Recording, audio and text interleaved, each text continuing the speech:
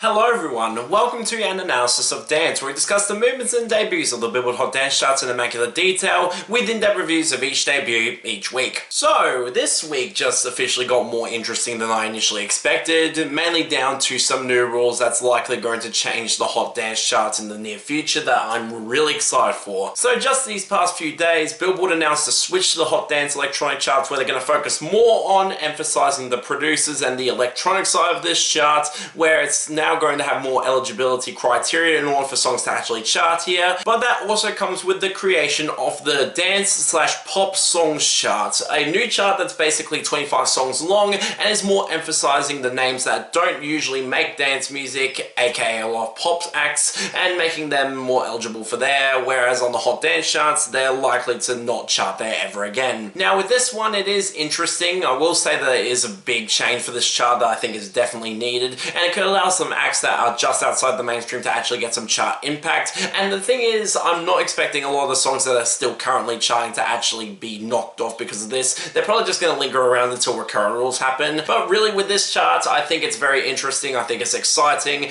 and it does feel long overdue in terms of genre classification. There's a nice split between the non-pop artists and the producers on this chart right now, so I feel like it's kind of welcome in my eyes. And more importantly, across 2025, this is going to result in a massive change in what counts for this chart, and I'm honestly really excited to see what charts here. Certainly more interesting than the 3 debuts we got this week, where, yeah, not a whole lot was that interesting or likely to actually stick around. So yeah, that's really all there is to it. This week isn't interesting, and there's much more exciting things down the run. Sadly though, the bad news is that even with this switch, Miles on It by Marshmello and Kane Brown is probably going to stay at #1 at both charts for a while now, as it's still got really good streaming, and even if the radio is throwing this out, it's still residual enough that it's actually going to stick around. Just wonderful. But the artist who's going to fall victim to this the most is probably CHRYSTAL, unfortunately, with Apple at #2, which is still gaining considerably on radio, even despite the streaming not being all that great. She's got really no chance of charting on this main chart, but she will probably chart on dance pop songs, and I can't really complain there. Hell, that also applies to 360 by CHRYSTAL, actually up to #3, where it's somehow got a radio rebound of all things, and streaming's been decently strong the entire time, so I'm not exactly surprised it's rebounded.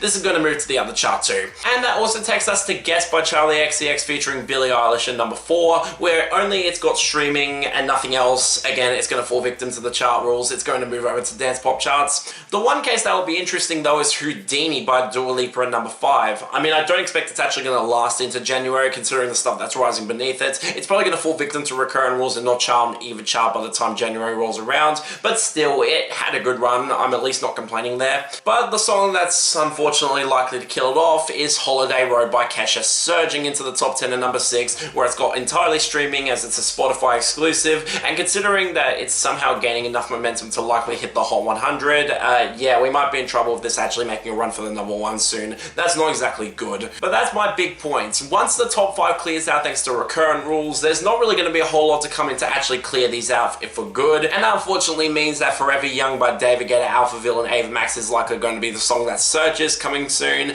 even though it's at #7, as it's only here because of radio support, as it's still not charting on streaming, and really I'm not exactly complaining that it might be stalling out there. It's not exactly a good song, let's be real here. But once we get past Sympathy is a Knife by CHRYSTAL featuring Ariana Grande at #8, again it's going to fall victim to this new rule. It's probably going to move over to the other charts, and really I'm not complaining there.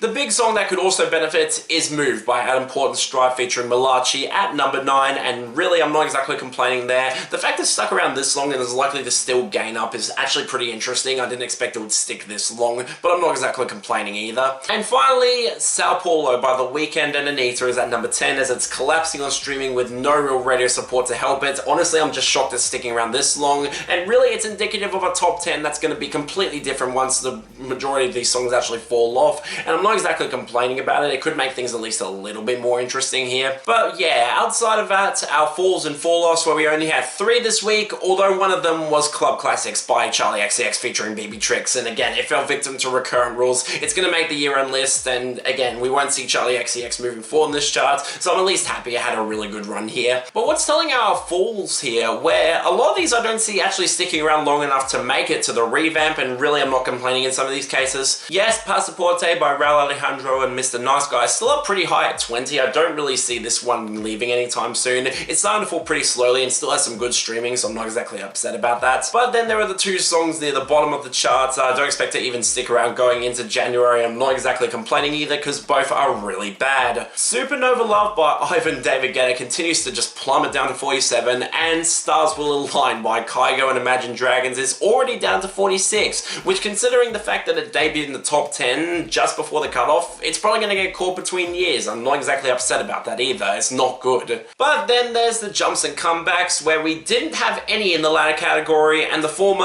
yeah, it was a mixed bag at best. I mean, I'm not exactly happy about Holiday Road by Kesha in the top 10, as I already said, and I'm definitely not happy that Did I Tell You That I Miss You by Adore is somehow up to 17. Can we not make this a hit alongside Love Potions by BJ Lips and Princess Paparazzi at 22? These songs are really not good at all. But further down, we had some legitimately good songs gain some momentum, like Witchy by Kaytranada featuring Charles Gambino, up to 34, which I'm still amazed that the song's actually sticking around. Even if it will probably end up getting caught between years, I'm at least happy it's sticking around long enough to at least make some sort of chance at the year-end list. It is a really good song. And also What I Want by Sarah Unholy at 42, which is finally getting a bit of momentum. That's at least promising. I'm not exactly complaining there either. It's a great song and it gets better the more I hear it. But from that, our 3 debuts this week, not exactly starting off all that well, beginning with number 45, Spooky by fennecxx and DJ Alex. Esse é o fennecxx, é o brabo da putaria. Queimo no queima, queimo no queima, queimo no queimo no queimo no queimo no queimo no queimo no queimo no queimo no queimo. Another week, another disposable funk song from an artist with 4 versions of the exact same track in their top 5 on Spotify, with an utterly forgettable collaborator who in this case is at least a little bit more interesting, as he's only 13 years old and the first Montenegrin producer to chart here. Look, I don't mean any bad intentions when I review this negatively. I'm sure the kid's really excited to get some momentum, especially at that young of an age, but then when you listen to the song, yeah, it sounds like the work of a 13-year-old. It's not good at all. The mixing feels really slapdash and awful. The buzzy lead gets grading in record time. The underwhelming development of this entire track in terms of its length is really noticeable and gets really grating in record time. I mean, it's the same goddamn problem as most of the other funk songs that I've charted this year. It's undercooked, completely forgettable, and really annoying to boot, and the sort of track that's only made for TikTok baits, and really, considering the ban that's happening on TikTok in the United States in the beginning of January, I can only hope that means more of these songs, they don't end up charting, and yeah, this is no exception. This is really bad. Skip it. Number 43, Ocean by Fisher and AAoD.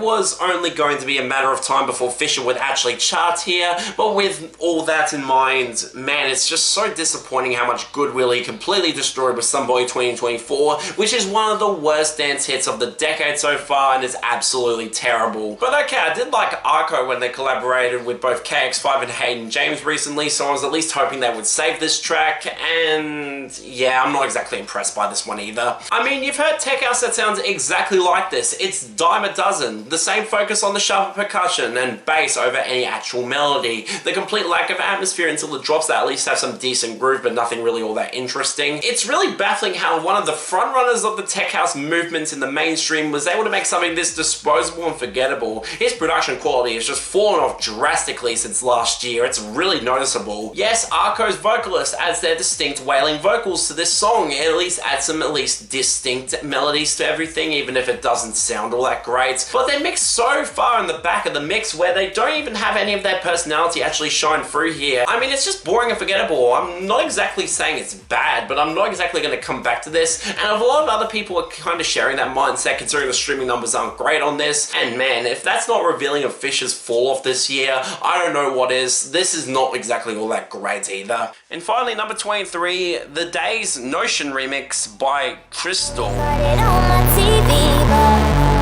We don't have to watch that, no.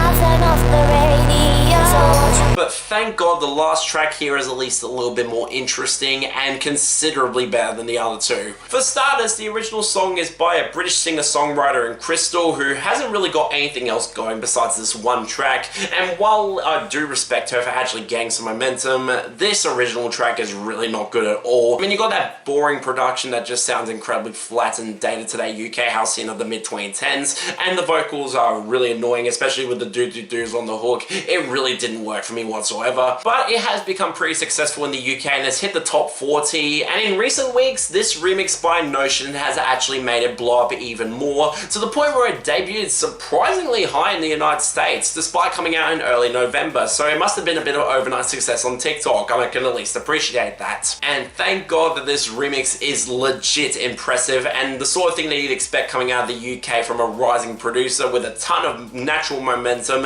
This sounds absolutely fantastic, and the sort of thing I'd never expect would actually cross over to the United States. For starters, Notion just ramps up the intensity to a quite frankly ridiculous level, where the bass is so crushing and overpowering in the mix, and yet it somehow doesn't ruin the mix, or clip, or actually destroy any of the other instruments here. It sounds really well mixed. I love the sound of this remix quite a bit. Alongside that, the once flat, really annoying vocal delivery of CHRYSTAL is actually given a lot more space to breathe. She sounds a lot more natural here. Honestly, it reminds me a lot of Rain Radio's remix of Big Hoops by Nelly Furtado and Talk About, where they took the really bad vocals of the original track and turned them into something that feels a lot more natural and organic, while also giving them a little bit of pitch shifting to make them actually fit into the vibe. And honestly, it doesn't even sound all that uncanny in this case. It actually feels more natural than the original, which is really wild to me. I mean, in general, it's the sort of remix that you'd expect to blow up in clubs in the UK and get a minor run there, but not exactly the sort of thing that I expect the United States to embrace as much as they have. But with the momentum that this has gotten going with it,